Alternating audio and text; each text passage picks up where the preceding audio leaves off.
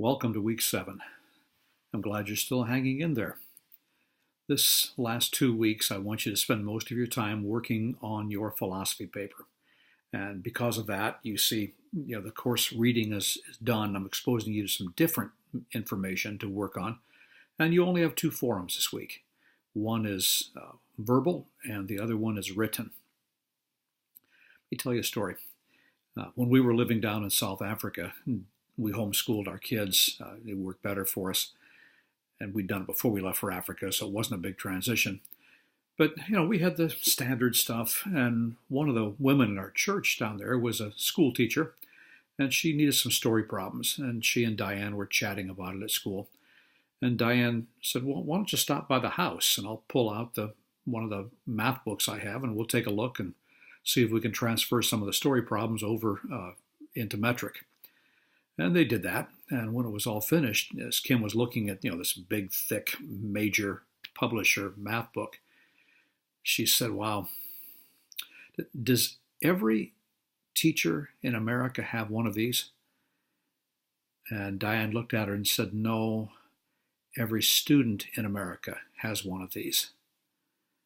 And she went back to her chalk and talk classroom with so much less than the stuff that we view as just the ordinary minimum. And she was in a pretty good school. Over and over again, I realized that my time in Africa changed me.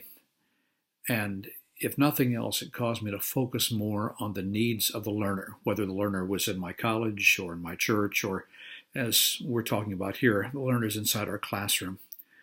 I think we spend less time on that than we should.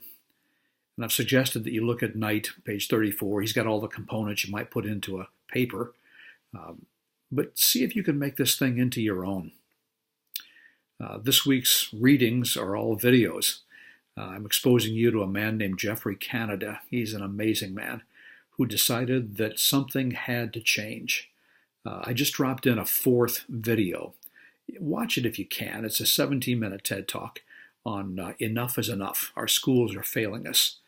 And we've got to figure out how to get beyond the situation we find ourselves in if we really care a lot about kids. So your philosophy paper, work on it. Both this week and next week are light in terms of reading, but they're heavy in terms of what I want. Now, the voice thread this week.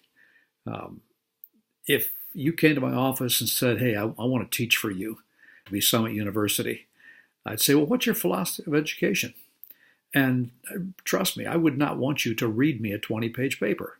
I'd be looking for something sharp, concise, key elements, 1 minute, maybe 2. That's what I want in that voice thread. And this may be painful for you, but I hope it will help you write the paper. Because I want you in 60 seconds to 120 seconds, 1 to 2 minutes, and no more than that. I want you to get the heart of your educational philosophy out. And then once everyone has it out, we can talk with each other and figure out how we need to help. Well, like I said, I'm glad you're along. And Diane and I are still traveling this week. We were at the Creditors last week, and I did a whole bunch of training on how to be a better college president.